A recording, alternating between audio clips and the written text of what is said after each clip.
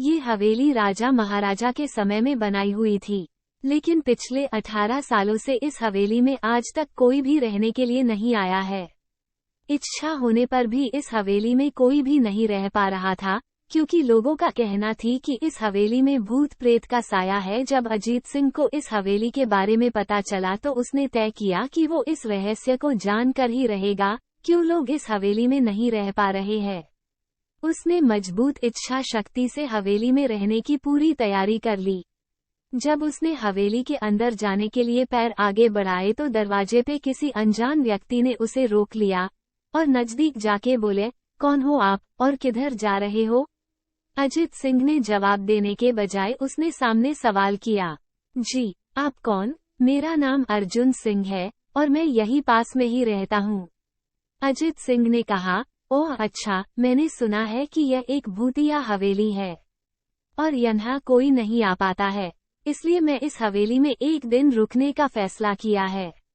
अर्जुन सिंह ने कहा, जी हाँ, आपने सही सुना है और आप भी अंदर मत जाइए, मेरी माने तो आप भी वापस लौट जाइए, यहाँ बहुत खतरा है। ये सुनकर अजीत सिंह खुश हो गया, जैसे उन्हें कोई लॉटरी लग गई हो।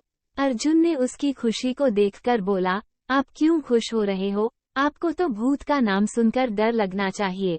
शायद आपको पता नहीं होगा कि मैं भूत प्रेत में काफी दिलचस्पी रखता हूँ। अगर इस हवेली में भूत है तो मैं अंदर जरूर जाऊंगा और सारी सच्चाई का पता भी लगाऊंगा। इतना कहकर अजीत सिंह उस हवेली में चले गए।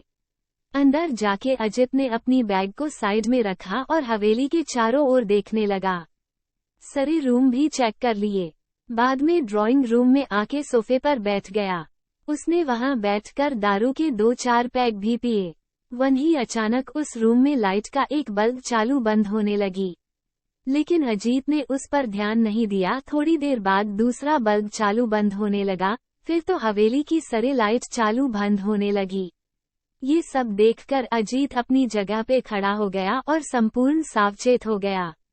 अचानक उसके सामने एक छोटा टेबल हवा में उड़ने लगा। करीबन 6 फुट हवा में ऊपर जाके गोल गोल घूमने लगा और बाद में अजीत की ओर तेजी से आने लगा।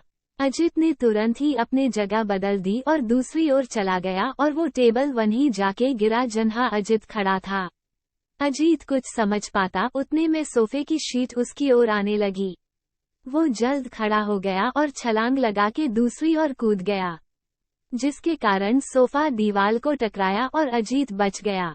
अचानक सब कुछ शांत हो गया। अजीत ने चारों ओर सतर्कता से देखा और बड़ी आवाज में बोला, तुम जो भी हो सामने आकर के बात करो। वहीं एक बड़ी परछाई उसके सामने आई। अजीत ने उस परछाई को देखकर बोला, कौन हो तुम और क्यों मुझे मारना चाहते हो? परछाई, तुम्हारी भूल के कारण। अजीत, मेरी भूल? मैंने कौन सी भूल की? परछाई, इस हवेली में आने की भूल। मैं किसी को भी इस हवेली में खुश नहीं देख सकता। अजीत, लेकिन क्यों?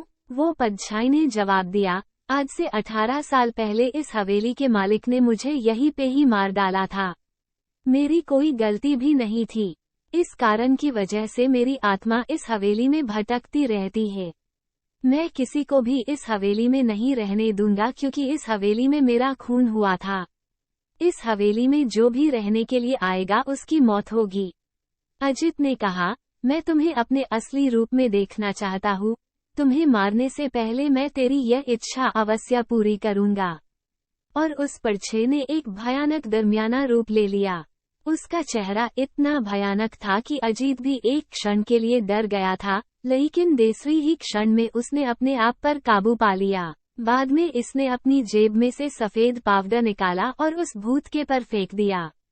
भूत के पर पावडर पड़ते ही वो जलने लग गया। बड़ी बड़ी ज्वाला ही उठने लगी।